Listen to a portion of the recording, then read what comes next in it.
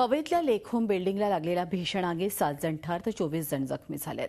मृतांमध्ये 5 पुरुष आणि 2 महिलांचा समावेश आहे।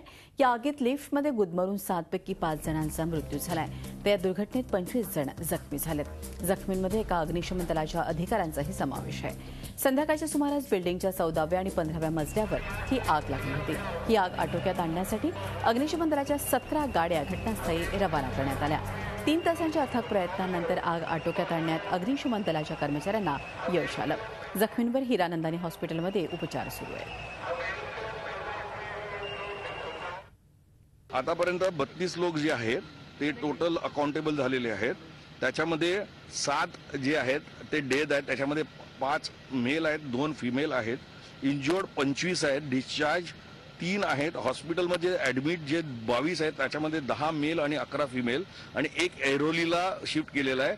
आणि हे जे 7 आहेत त्याच्यामध्ये जे 5 आहेत जे आम्हाला लिफ्टमध्ये आणि कॉमन पॅसेजमध्येच भेटलेले। झी 24 तास रहा एक पाऊल पुढे।